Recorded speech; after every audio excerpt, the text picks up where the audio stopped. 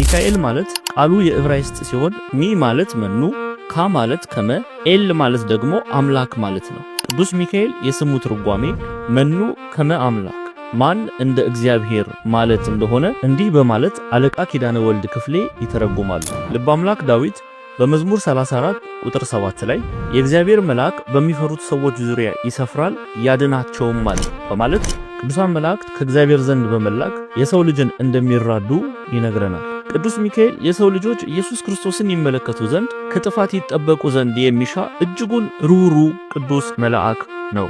ቅዱስ ይሁዳ በይሁዳ መልእክት ምዕራፍ 1 ቁጥር 9 ላይ ይህንን ሲመሰክር የመላእክት አለቃ ሚካኤል ግን ከዲያብሎስ ጋር በተከራከረ ጊዜ ስለ ሙሴ ሥጋ ሲነጋገር ጌታ ይገሥጽ አለው እንጂ የስድብን ፍርድ ሊናገር አልደፈረም ይላል። ስለምን ቅዱስ ሚካኤል ስለ ሙሴ ሥጋ ከዲያብሎስ ጋር ተነጋገረ ቢሉ ኢትዮጵያውያን ሊቃውንት በይሁዳ አንድምታ ትርጓሜ ላይ ሙሴ ከሞተ በኋላ በእስራኤል መከራ ጸንቶባቸዋል፣ ይህ ሁሉ እንጂ መከራ ይጸናብን ሙሴ ባይኖር ነው ብለዋል። ሰይጣን ሰምቶ ተገልጦ ሙሴ ካለበት ላልረሳችሁ ኑ ብሎ በፊት እየመራ ይዟቸው ሲሄድ ቅዱስ ሚካኤል መጥቶ እግዚአብሔር ይጣልህ ብሎታል። ያን ጊዜም እንደ ጢስ ተኖ እንደ ትቢያ በኖ ጠፍቷቸዋል። ዲያብሎስ የሙሴን ሥጋ የፈለገበት ምክንያት እስራኤላውያን ለሙሴ ታላቅ ፍቅር ስላላቸው ያንን በማሳየት አምልኮት ይፈጽሙ ዘንድ ከእግዚአብሔርም ክብር ይርቁ ዘንድ ስላሻ ይሄንን እንደተበኘ ቅዱስ ሚካኤልም እስራኤላውያን በዲያብሎስ ወጥመድ እንዳይወድቁ ሲጠብቃቸው ሲከላከል እንመለከታለን። የእግዚአብሔር ጸጋ የቅዱስ ሚካኤል ተራዳይነት